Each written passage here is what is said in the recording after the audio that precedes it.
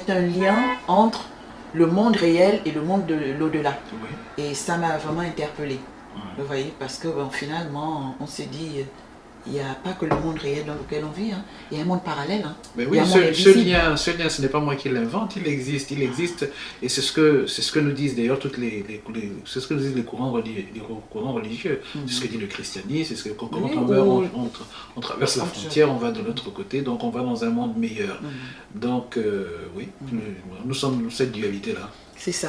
Alors, le Mabondo dit, ce n'est pas bon pour nous qu'il soit dans cet état. Donc la personne qui se trouve, voilà, parce qu'avec toutes les pratiques du papa, tellement décidé, il ne faut pas qu'on fasse rater ses plans, il est prêt à tout. Et puis voilà, la personne se retrouve dans le coma et son ganga, je ne sais pas quoi, lui dit, ce n'est pas bon qu'il soit dans cet état, donc dans cet état comateux. Le coma veut dire que son esprit est de l'autre côté.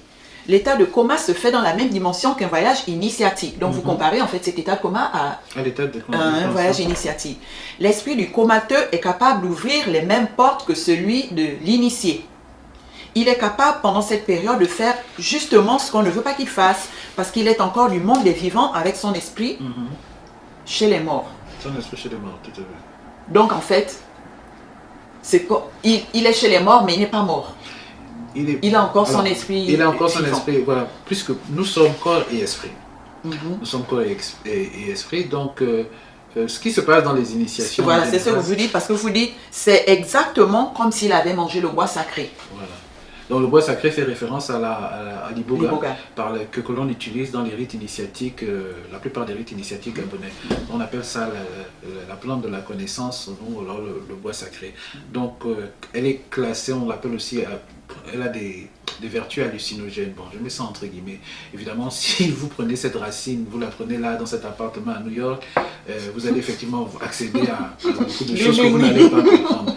Mais le cadre dans lequel la racine est absorbée, toute la préparation qu'il y a, des prières, enfin, le processus fait en sorte, tout le protocole fait en sorte que quand vous l'absorbez dans le cadre d'un rite initiatique, vous êtes, si vous voulez, ce sont des balises qu'on vous met sur votre chemin pour vous emmener à l'apport qui va vous permettre d'accéder à la connaissance et de pouvoir entrer dans ce que moi j'appelle l'utérus de l'humanité. Belle expression, c'est la première fois que j'entends, mais vraiment ça parle, l'utérus. Alors l'utérus de l'humanité, finalement, c'est là où les choses commencent, là où elles se font et se défont. Donc la personne qui se trouve dans l'état de coma a accès, ça c'est mon interprétation des choses, a accès donc au même état de conscience que l'initié.